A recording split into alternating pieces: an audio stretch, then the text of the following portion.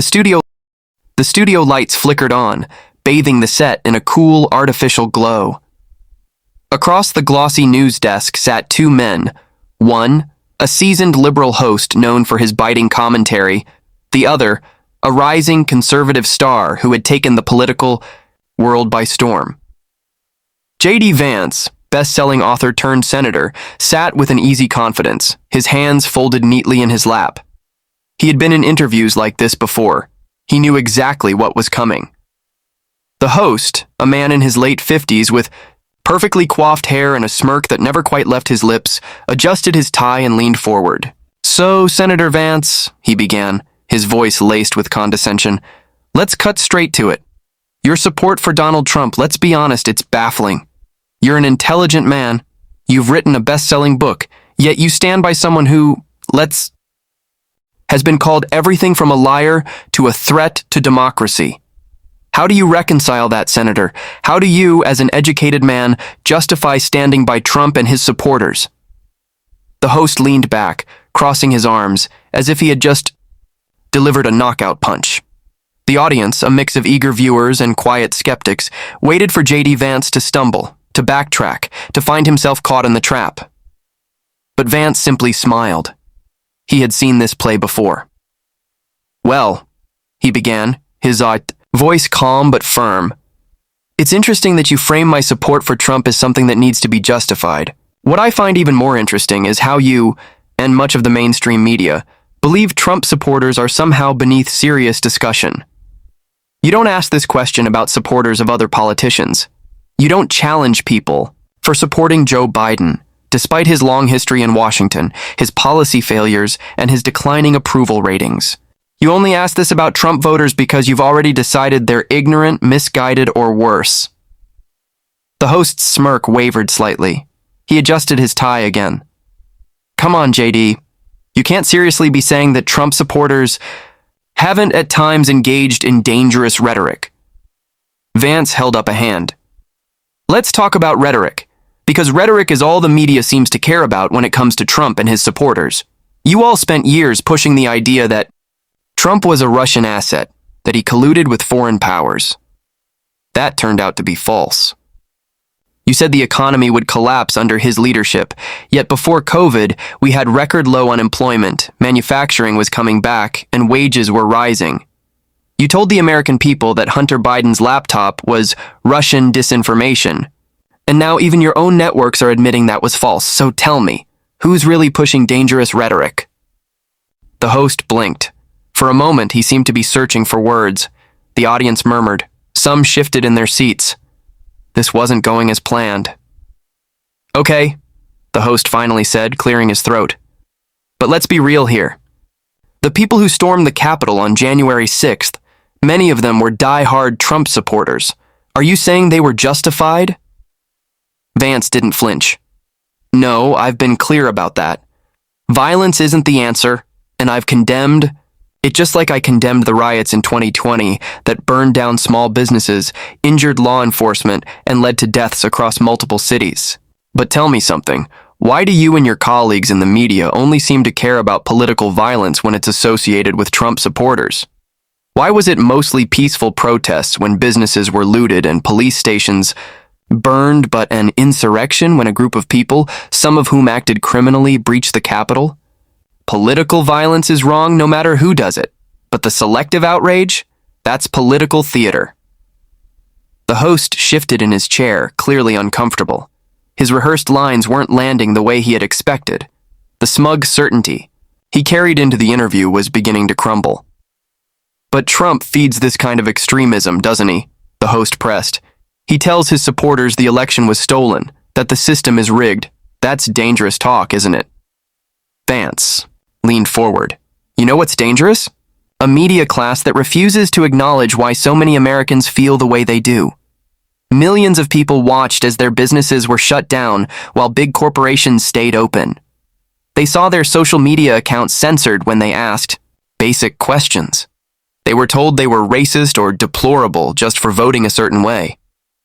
And then, when they dared to question the integrity of an election, something Democrats did in 2000, 2004, and 2016, by the way, they were branded extremists, That's not democracy.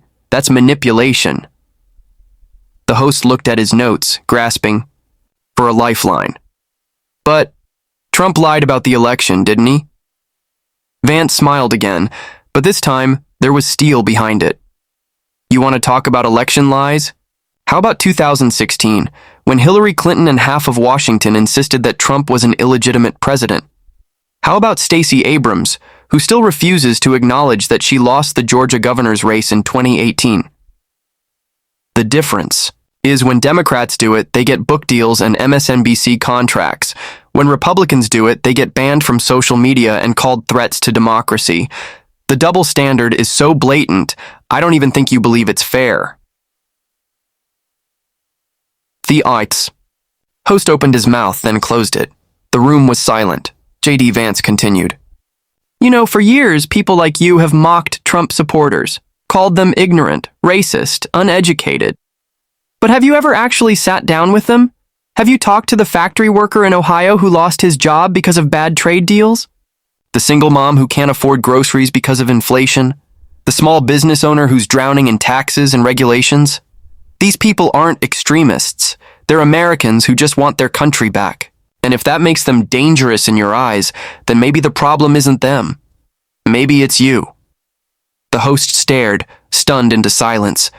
He had come into this interview ready to dismantle JD Vance with ease, but now he was the one, on the defensive. His talking points had crumbled under the weight of reality. The silence stretched on, and for the first time in a long time, the liberal host had no comeback. The tension in the studio was thick. The audience, initially eager for another routine takedown of a conservative guest, was now divided. Some leaned in, intrigued by JD Vance's words, while others sat back, arms crossed, unsure of what to make of the unexpected shift. The host, still visibly struggling to regain control of the conversation, finally exhaled sharply. Okay, Senator, he said, forcing a smile that didn't quite reach his eyes. Let's move on from Trump supporters for a second. You talk a lot about the working class, about people struggling in this country, but many of those people rely on government assistance, programs you and your fellow conservatives often oppose. How do you justify that? Vance didn't hesitate.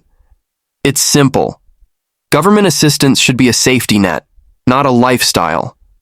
The problem isn't that struggling Americans need help. It's that we've created a system where they can't escape dependency. The people I talk to don't want endless welfare checks. They want jobs, dignity, and opportunity.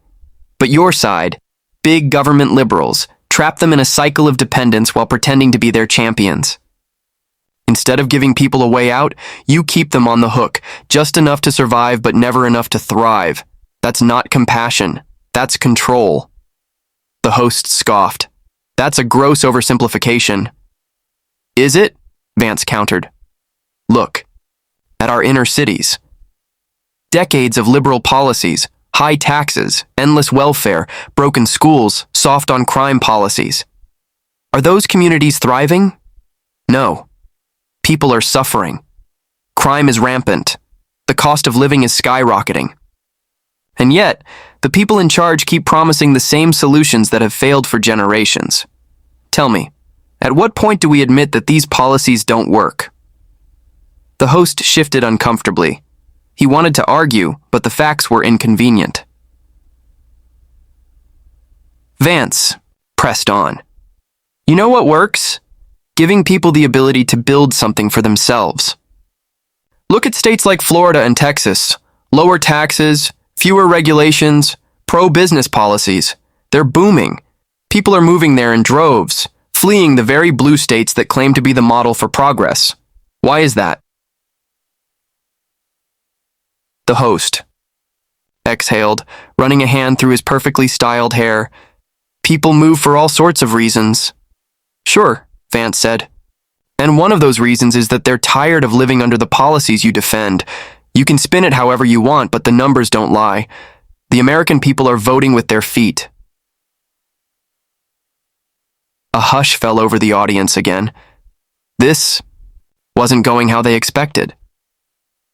The host, desperate to regain some sense of control, switched gears. All right, Let's talk about another issue. You're pro-life, correct? Yes. Yet you support policies that cut government programs that help struggling mothers. Isn't that hypocritical? Vance didn't blink. Not at all. I believe in supporting mothers and families, but the best way to do that isn't endless government handouts. It's creating an economy where they don't need them in the first place. You want to talk about hypocrisy? Look at the pro-choice movement. They claim to fight for women's rights, yet they push a culture where women feel like abortion is their only option. That's not empowerment. That's coercion. The host opened his mouth to object, but Vance wasn't finished. Tell me something. Why is it that when a woman chooses to have a child, we call it a beautiful decision, a testament to her strength, but when she chooses life in the face of hardship, we act like she's making a mistake? Why do we treat abortion like the only real choice? The host looked away for the first time. He didn't have an answer. Vance let the silence linger before delivering the final blow. The truth is, you don't actually care about these issues. You don't care about working-class Americans. You don't care about struggling families. You care about pushing a narrative that keeps people dependent, keeps them divided, and keeps your political allies in power. But people are waking up. They see the lies. They see the hypocrisy. And that's why Trump supporters aren't going anywhere, because for the first time in a long time, they feel like someone is fighting for them. The host swallowed hard. He had invited JD Vance onto his show expecting an easy victory, a viral moment that would further cement his reputation as a fearless liberal warrior. Instead, he sat in stunned silence, exposed in front of his audience, his carefully crafted arguments reduced to rubble. The cameras were still rolling, but he had nothing left to say. And JD Vance? He simply leaned back in his chair, folded his hands and waited, because in that moment he knew he had already won. The studio remained eerily quiet, the kind of silence that spoke volumes.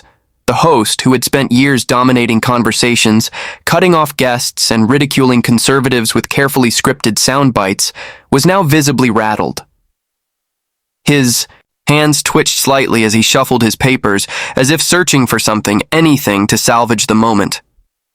The audience, which had initially been primed to cheer at his usual jabs, was now divided. Some sat in quiet contemplation, others exchanged uncertain glances. A few even nodded at JD Vance's words, recognizing the truth in them even if they didn't want to admit it. The host cleared his throat, forcing himself to regain composure. "Senator Vance," he finally said, his voice thinner than before, "I think we can both agree that America is facing real challenges. But don't you think your rhetoric, your approach, is part of the problem? Doesn't all this divisiveness make things worse?" Vance tilted his head slightly as if he found the question amusing. "Divisiveness? You want to talk about divisiveness?"